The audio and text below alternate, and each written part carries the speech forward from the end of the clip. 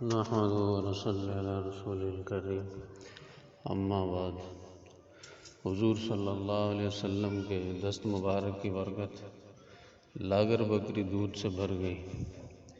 ابو نعیم نے ابو قرصافہ سے روایت کیا ہے، وہ کہتے ہیں میرا باپ مر گیا، میری ماں اور خالہ زندہ تھی۔ ہمارے پاس چند ایک بکریاں تھیں جنہیں میں چرایا کرتا تھا۔ میری خالہ اکثر اوقات مجھے تاکید کیا کرتی تھی کہ کبھی اس شخص محمد صلی اللہ علیہ وسلم کے پاس نہ جانا، بلکہ اس کے قریب سے نہ گزرنا، کیونکہ اگر تو اس کے قابو میں آ گیا تو وہ تجھے گمراہ کر دے گا۔ لیکن میں جب بکریاں لے کر چراگاہ میں پہنچتا تو بکریوں کو وہیں چھوڑ کر جناب رسول اللہ صلی اللہ علیہ وسلم کی خدمت میں حاضر ہو جاتا اور دن بھر حضور صلی اللہ علیہ وسلم کے کلام موجز نظام کو سنا کرتا۔ مجھے اس قدر لذت آتی کہ اور کچھ یاد نہ رہتا۔ شام کو بھوکی بکریاں گھر لے آتا۔ میری خالہ پوچھا کرتی کہ تمہیں کیا ہوا، تو انہیں لے جا کر کیا کرتا ہے؟ یہ خالی پیٹ رہتی ہیں اور دن بدن لاغر ہوتی جاتی ہیں۔ میں کہتا مجھے کچھ معلوم نہیں کیا ہوا۔ اسی طرح 2 روز اس نے بکریوں کو دیکھا اور مجھے خوب ڈانٹا کہ تو کہاں رہتا ہے، یہ کیوں بھوکی رہتی ہے، معلوم ہوتا ہے کہ تو چراتا نہیں۔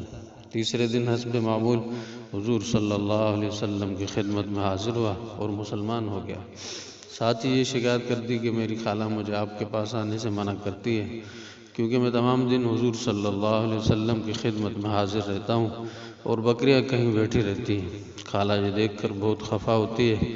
یہ سن کر حضور صلی اللہ علیہ وسلم نے فرمایا جا اپنی بکریاں میرے پاس لے آ۔ میں ہانک کر انہیں حضور کی خدمت میں لایا۔ حضور صلی اللہ علیہ وسلم نے ان کے پٹھوں پر ہاتھ پھیرا اور ان کے تھنوں کو بھی ہاتھ لگایا اور دعائے برکت کی۔ ان کے تھن فوراً دودھ سے بھر آئے اور گوشت و چربی سے فربہ ہو گئے۔ جب انہیں گھر لے آیا تو میری خالہ نے کہا ہاں اس طرح چرایا کر اور جہاں آج چراتا رہا ہے ہر روز وہاں لے جایا کر۔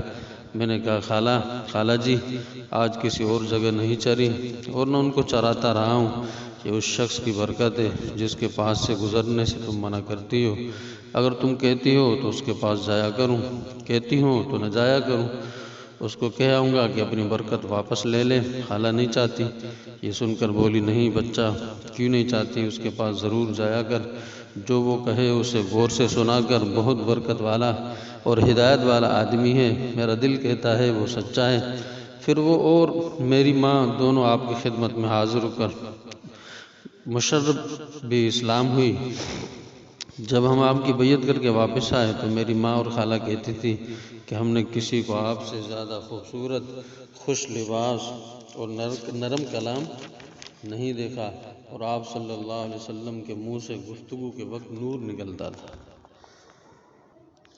یہ آپ صلی اللہ علیہ وسلم کا معجزہ مبارک تھا کہ آپ کے معجزات سے جانوروں نے بھی فیض حاصل کیا۔ تو دعا ہے کہ اللہ رب العزت ہم سب کو آپ صلی اللہ علیہ وسلم کے مبارک طریقوں پر چلنے کی توفیق عطا فرمائے۔